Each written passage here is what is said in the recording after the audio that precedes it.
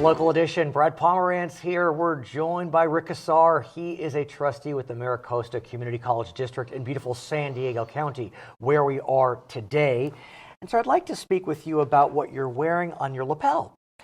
2 safety pins. I usually know what those types of things mean with the, you may have some type of ribbon, but this is new to me. Thank you. Well, I chose black and white. Okay. It basically shows safety. With the election of the new president, a lot of people on the college campuses, there's been a lot of unrest and a lot of uneasiness.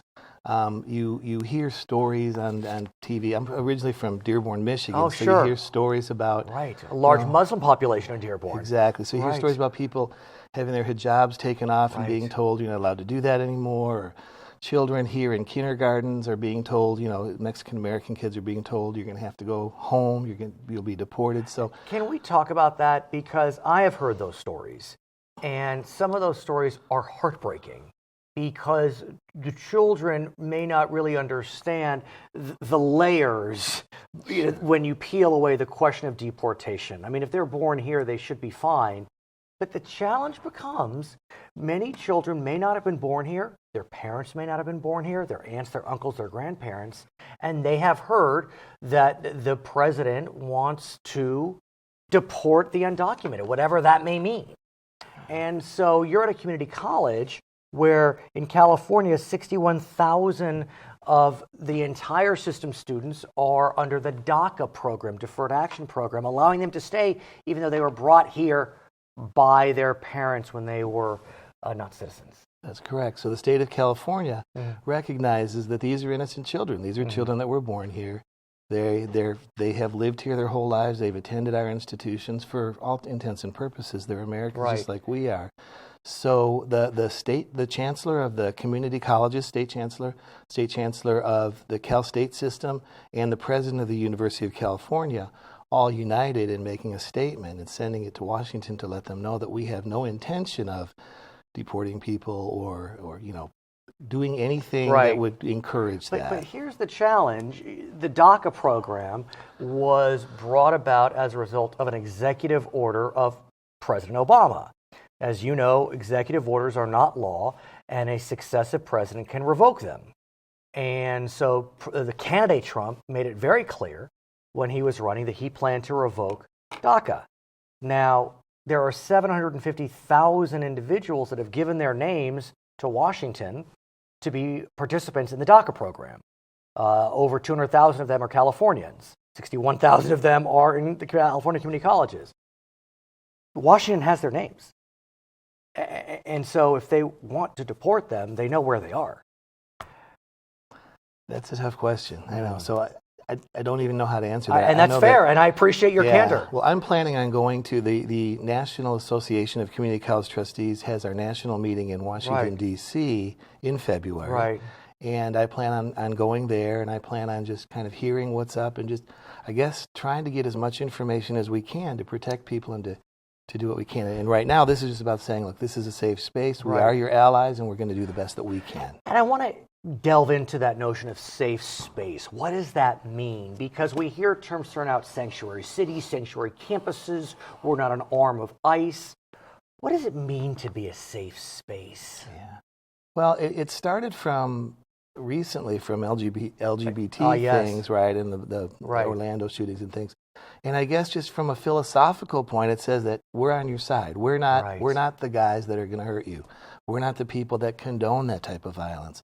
We feel you. We're on your side. And at MiraCosta, we've actually created some safe spaces, some real spaces where people could go, and professors and classrooms in certain areas on campus that say, if you're feeling uncomfortable in any way, this is a place where you can go, you will not be judged, and this is a safe place. But here's the question. We don't know how far the Trump administration will push their desire to deport the 11 million that are here illegally. But what we do know is that community colleges have records, UCs have records, CSUs have records. You may not ask for status, but you have records.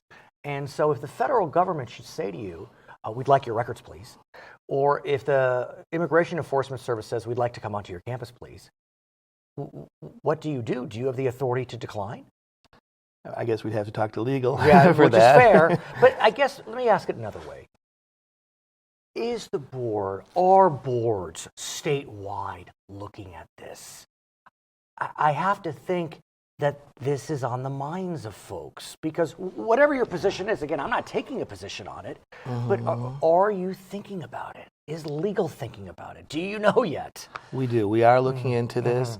In fact, last December, our board passed a resolution saying that we do support DACA, we do support safe spaces.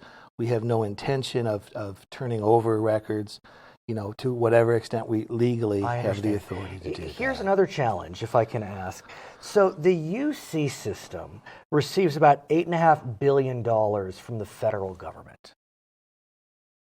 Arguably, the federal government could say to the UC system, I know you're not part of the UC system, but here's an example, that if you don't assist us with our desires to find the undocumented, we won't provide you federal funds. They can do that. I mean, President Johnson withheld federal funds for schools that didn't desegregate in the South. What does the California Community College do if the federal government, I know, I'm posing tough questions. Well, first of all, a lot of our funding does not come from federal. Most of our funding comes from states, so we're okay that way. Right. And, these are issues that we're discussing. These are issues that we're looking at. This is something very serious because the freedom of our citizens is or the freedom of our people. But that's the challenge. Is very important. That really is the challenge because, look, we can make a lot of statements about those that are adults who came here. But when a child is brought here, I think that's where even folks that tend to be strong against, we'll call it immigration reform, feel a little queasy. Right. And so it should be interesting to see where we go from here. Regardless of whether the student is documented or not, I know that you're looking to support their success and their achievements. Very much so. And I want to talk to you about much more important matters. Well, it's hard to say what's important, but talk to us about your student success program. Right. So, the student success. So, in 2012, California legislation voted in favor of measures to support community colleges to streamline it. Basically, in short, it's talking about factors of student success. So it's all research-based. We found that students that stay in school too long tend to not finish because life intervenes. So we tried to streamline our assessment process to get students more prepared or more quickly prepared through basic skills for college-level courses, trying to beef up our associate's degree programs. We have associate degree to transfer programs that which are fantastic. I mean, that really is magic. And one could argue, go to MiraCosta, have smaller classes, get to know your professors, then transfer to UCSD and save a lot of money, and you've had a great 4-year, 5-year experience. And I'm living proof of that. My daughter, my stepdaughter, didn't apply to any universities out of high school. Had some difficulty with math. Wasn't really thinking she was college eligible. We got her into MiraCosta. She's currently a junior at UCSD.